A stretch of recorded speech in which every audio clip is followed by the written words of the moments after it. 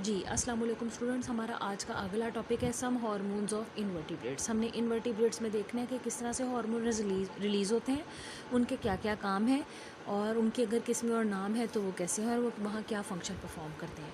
सबसे पहले तो यहाँ पर बयान किया गया है कि किसी भी जानदार का जिस भी ग्रुप से ताल्लुक़ हो, उसकी कामयाबी, उसकी बका, सर्वाइवल इसी चीज़ में है कि वो ग्रो कैसे करता है, उसकी बॉडी मैच्योर कैसे होती है और उसको रिप्रोडक्शन के प्रोसेस के नतीजे में अपने जैसे जानदार पैदा करने और फिर इस दुनिया से जाने से पहले वो कितनी बार रिप्रोड्यूस करके अपने जैसे जानदार पैदा करता है। क्योंकि जब एक ऑर्गेनिज्म की डेथ हो जाती है तो नस्ल दर नस्ल जानदार पैदा होने का जो सिलसिला है वो जानदार की रिप्रोडक्शन के नतीजे में ही हो सकता है।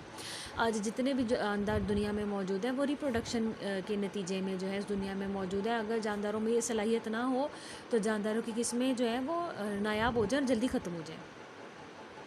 तो फेवरेबल कंडीशंस जो हैं वो तमाम साल बाज़ जगह नहीं रहती और किसी भी जानदार की ये जो तमाम ख़ासियतें हैं और अमल हैं, जैसे कि रिप्रोडक्शन का अमल है, जैसे कि ग्रोथ है, मैच्योर हो रही है, उसकी बॉडी ग्रो कर रही है, साइज़ में इंक्रीज़ हो रही है, इन सब का ताल्लुक जो है फेवरेबल कंडीशन से भी है, यानी हालात साजगार हैं या नहीं, आबो हवा क्लाइमेट कैसी है, मौसम कैसा है, फूड की सप्लाई मिनिमल जो है यानी कि कम नहीं होनी चाहिए, सही एडिक्वेट सप्लाई होनी चाहिए जिससे एक बैलेंस डाइट जो है वो ऑर्गेनिज्म को मिल सके। तो केमिकल रेगुलेशन जो ग्रोथ की है, मैचुरेशन है, रिप्रोडक्शन है, ये बड़े इंपॉर्टेंट हैं। और फर्स्ट हार्मोन जो दुनिया में आए थे उन्होंने इर्तिका के अमल से गुजरने के दौरान उसमें हार्मोन्स भी ऐसे पैदा हुए जो कि इंटरनल बैलेंस को बरकरार रखते थे। So the first hormone were probably neurosecretions. ये तो पहले माना जाता है कि जो सबसे पहले हार्मोन्स दुनिया में जानदारों में वजूद में आए वो न्यूरोसिक्रीशंस थे। न्यूरोसिक्रीशंस का मैंने आपको पहले भी बताया कि अगर न्यूरॉन जो हैं जो जिन्हें हम नर्व सेल्स भी कहते हैं, अगर वो सिक्रीशन पैदा करने लग जाएँ तो उन्हें सिक्रीटरी सेल्स कहा जाता है। और उनसे रिलीज़ होने वाले जो हार्मोन्स होते हैं वो अमूमन पेप्टाइड्स होते हैं और उन्हें न्यूरोपेप्टाइड्स भी कहा जाता है। तो यहाँ पर हम उनको न्यूरो सिक्रीशंस भी कह रहे हैं क्योंकि वो मखसूस हार्मोन्स हैं जो कि न्यूरॉन्स पैदा करते हैं। तो ये बात हमने पहले भी देखी थी कि बहुत सारे केमिकल फंक्शनिंग जो है वो हार्मोन्स की होती है। और इनवर्टिब्रेट एनिमल्स के हवाले से अगर हम देखें तो न्यूरो सिक्रीशंस होती हैं वो मेनली न्यूरोपेप्टाइड होती हैं, जैसे कि मैंने अभी आपको हवाला दिया है कि हमने ये बात पहले भी पढ़ ली थी। तो only a few of more complex invertebrates for example mollusc, arthropod, echinoderms have hormones other than neuro secretions. तो वो कह रहे हैं कि न्यूरो सिक्रीशंस के अलावा कुछ ही ऐसे ग्रुप हैं ऑर्गेनिजम्स के जो कि खासे बड़े बड़े ग्रुप हैं और उनमें न्यूरो सिक्रीशंस के अलावा हार्मोन पैदा होते हैं। अदरवाइज ज़्यादातर ऑर्गेनिजम्स में जो लोअर ऑर्गेनिजम्स हैं, जो इनवर्टिब्रेट्स का ग्रुप है, इनमें न्यूरो सिक्रीशंस जो हैं ही वो ही पैदा होती हैं। तो पॉरीफ्रा की अगर बात करें, आपको पता है पॉरीफ्रा जो है इनके जिस्म में जा बजा पोर हैं, इनकी बॉडी स्पॉन्ज के जैसी है। तो वो आपको बता रहे हैं कि इनमें क्लासिकल एंडोक्राइन ग्लैंड्स नहीं है, जो स्पॉन्जेस हैं उनमें प्रॉपर न्यूरॉन्स भी नहीं है और इसी वजह से न्यूरोसिक्रेटरी सेल्स भी कैसे हो सकती हैं, ज़्यादातर ये जानदार हैं। निडेरियंस आपको पता है कि जो नर्व नेट है इनमें पाया जाता है, ये ग्रोथ प्रोमोटिंग हार्मोन्स रिलीज़ करता है जिससे कि इन जानदारों की जो ग्रोथ है वो इन्हेंस होती है। बडिंग का फिनोमिनन आपको पता है कि इनमें होता है। बडिंग के नतीजे में इनके जिस्म में उंगली नुमा उभार पैदा होते हैं जो कि ग्रो करते हैं और नए जानदार में तब्दील हो जाते हैं। और आपको पता है कि एसेक्सुअल रिप्रोडक्शन का ये बड़ा ही इंपॉर्टेंट फिनोमिनन है। इसके अलावा इनमें रीजनरेशन भी पाई जाती है। रीजनरेशन का भी हमने कई दफ़ा डिस्कस किया। आप जानते हैं कि रीजनरेशन वो फिनोमिनन है जिसमें खोया हुआ लॉस्ट पार्ट जो एक ऑर्गेनिज्म दोबारा फॉर्म कर लेता है। और ग्रोथ का आपको मतलब पता है कि जो जानदार है उसके जिस्म में साइज़ जो है वो बढ़ जाता है।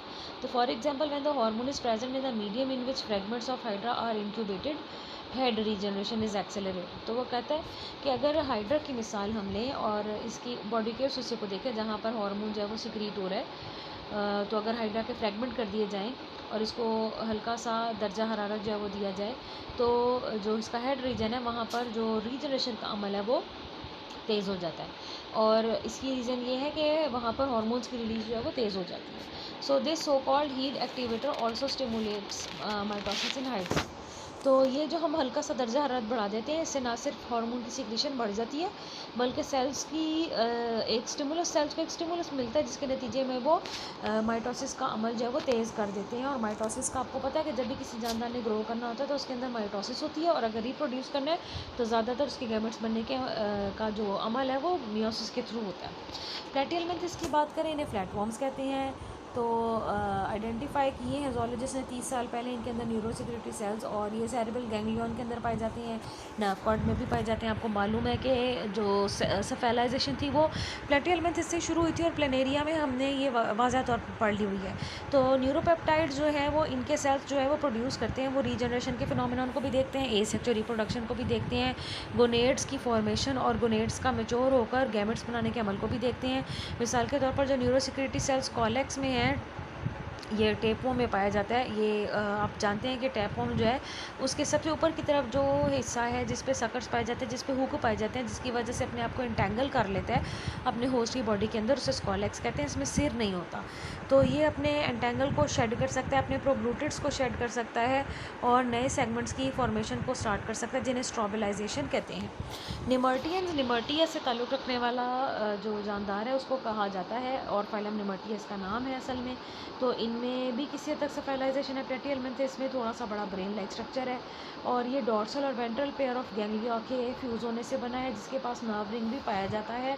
अगर तो गैंग्लियन डॉर्सल साइड पर है तो उसे डॉर्सल बोलेंगे, डॉर्सल गैंग्लियन बोलेंगे, और अगर वेंट्रल साइड पर मौजूद है तो उसे वेंट्रल गैंग्लियन बोलेंगे। तो गैंग्लियन की कई सारी किस्में होती हैं, और इनको इनकी पोजीशन के मुताबिक जो है वो एक जानदार में जिस भी तरह से ये पाए जाते हैं मुताबिक नाम दिया जाता है। तो ये न्यूरोपेप्टाइड्स पैदा करते हैं और गोनेडल डेवलपमेंट को कंट्रोल करते हैं, और इसके अलावा पानी के बैलेंस को भी इनके जिस्म में बरकरार रखते हैं। Nematodes, although no classical endocrine glands have been identified in nematodes, क्योंकि नीमाटोड्स में सेफेलाइजेशन नहीं है, ये ज़्यादातर जो है पैरासिटिक ऑर्गेनिजम्स हैं। तो हम जानते हैं कि they do have neurosecretory cells associated with the central nervous system. The neuropeptide that this nervous tissue produces apparently controls ecdysis of the old cuticle, क्योंकि ये एक्डाइसोजोआ ग्रुप से ताल्लुक़ रखने वाले ऑर्गेनिज्म है जिनमें मोल्टिंग और एक्डाइसिस होती है। तो इनमें ग्रोथ के लिए मोल्टिंग और एक्डाइसिस का होना ज़रूरी है ताकि ये साइज़ में बढ़ जाए, और क्यूटिकल जो कि पुरानी लेयर होती है इनके जिस्म को ढांपे रखती है वो ख़त्म हो जाए और नई क्यूटिकल बन जाए। तो न्यूरोपेप्टाइड्स, न्यूरोसिक्रेटरी सेल्स अगर इनके जिस्म में पाए भी जाते हैं और बनते भी हैं तो ये इनकी नई क्यूटिकल को बनाने की कोशिश करते हैं। इसके अलावा एक्सक्रीटरी ग्लैंड्स को हेल्प आउट करते हैं ताकि एंजाइम रिलीज़ किए जाएँ, जिसे ल्यूसीन कहा जाता है या एमाइनोपेप्टाइडेज कहा जाता है, जो कि ओल्ड क्यूटिकल और न्यू क्यूटिकल के दरमियान में सिक्रीट किया जाता है, ताकि पुरानी क्यूटिकल जो कि जिस्म के सबसे बाहर की तरफ है अब वो परत बाय परत उतरती जाए और नई फ्रेश क्यूटिकल जो है वो पूरी बन जाए और बॉडी को कवर करे। So the accumulation of the fluid in this space causes the old cuticle to split and be shed। तो होता क्या है कि जैसे जैसे पुरानी क्यूटिकल बाहर की तरफ जिस्म की तरफ आती जाती है, नीचे से नई क्यूटिकल बन जाती है। दोनों के दरमियान में एक मटेरियल, एक फ्लूइड जो है मादा सिक्रीट कर दिया जाता है, ताकि फोर्सफुली जो ओल्ड क्यूटिकल है उसमें क्रैक्स पड़ जाते हैं और आहिस्ता आहिस्ता वो परत बाय परत, लेयर बाय लेयर जो है वो जिस्म से उतर जाती है और न्यू क्यूटिकल तब तक बन जाती है और वो पूरे जिस्म को ढाँप कर कवर करके रखती है। अगर हम मोलस्क की बात करें तो मोलस्क जो है इनमें आपको पता है कि गैंग्लिया मौजूद है, गैंग्लिया पोजीशन वाइज कहलाते हैं। मिसाल के तौर पर अगर फुट है उसमें अगर गैंग्लियन पाया जाता है तो उसे पीडल गैंग्लियन कहते हैं। तो सेंट्रल नर्वस सिस्टम भी किसी हद तक मौजूद है, बाज़ जानदारों में रिंग्स पाए जाते हैं नर्व सेल्स के, तो उन्हें नर्व रिंग भी बोला जाता है। तो ये न्यूरोपेप्टाइड्स ये भी रिलीज़ करते हैं, ये हेल्प करते हैं हार्ट रेट को, किडनी के फंक्शन को, एनर्जी मेटाबॉलिज्म को, क्योंकि मोलस्क जो है वो थोड़े से बड़े जानदार हैं, एक्टिव जानदार हैं। In certain gastropods such as common land snail, जिसे हम हेलिक्स कहते हैं, जो कि हमें गार्डन्स में हम पाया जाता है और ये क्रीप क्रॉल कर रहा होता है, इसमें भी मखसूस हार्मोन्स पैदा होते हैं जो कि स्पर्मेटोजेनेसिस को एनहेंस करते हैं। इसी तरह एक और हार्मोन है जिसके बारे में ये माना गया है कि ये एग लेइंग हार्मोन है, यानी ये फीमेल को कॉज करता है कि वो एग्स जो है उसकी रिलीज़ करे, तो ये एग्स की डेवलपमेंट को और उसकी रिलीज़ को एनहेंस करता है। Hormones from the ovary and testis stimulate accessory sex organs, तो जो हार्मोन्स ओवरीज और टेस्टिस से बनते हैं वो एक्सेसरी सेक्स ऑर्गन्स को भी इन्हेंस करते हैं। कुछ जानदारों में जो ओवरीज और टेस्टिस हैं वो एक से ज़्यादा तादाद में भी पाई जाती हैं। So in all snails a growth hormone controls the shell growth. इसी तरह जैसे जैसे जानदार की बॉडी बढ़ती जा रही है तो जिस शेल के अंदर वो रह रहा है उस शेल को भी बड़ा होना है, तो उस शेल की ग्रोथ के लिए भी ज़रूरी है कि वो कैल्शियम कार्बोनेट की डेपोजिशन करे, उसकी लेयर फॉर्मेशन करे, शेल को बढ़ाता चला जाए। तो ये भी बड़ा इंपॉर्टेंट फिनोमेना दरमियान है। सेफेलोपोड्स फाइलम मोलस्का की एक सेफेलोपोडा क्लास है, उससे ताल्लुक़ रखने वाले जानदारों को कहते हैं। इसमें आते हैं ऑर्गेनिज्म जैसे कि ऑक्टोपस, जैसे कि स्क्विड, और इनका जो ऑप्टिक एक ग्लैंड है, यानी आँख के पास पाए जाने वाला एक ग्लैंड है। आँख जो है एक छोटी सी डंडी नुमा स्ट्रक्चर के साथ इनकी बॉडी के साथ अटैच होती है, उसे आई स्टॉक कहते हैं, उसके बेस पर पाया जाता है। और ये बहुत सारे हार्मोन्स इंपॉर्टेंट रिलीज़ करता है। जैसे ही इसे स्टिमुलस मिलता है, हालात साजगार होते हैं, तो ये एग डेवलपमेंट करवाता है।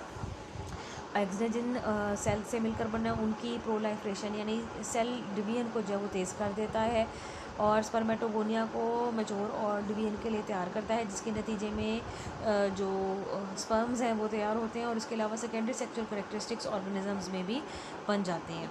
उसके बाद एनिलिडा और आर्थ्रोपोडा का जो स्ट्रक्चर है वो हमारे पास रह गया, लेकिन इसको मैं इंशाल्लाह ताला अब आपको क्लास में एक्सप्लेन करूँगी।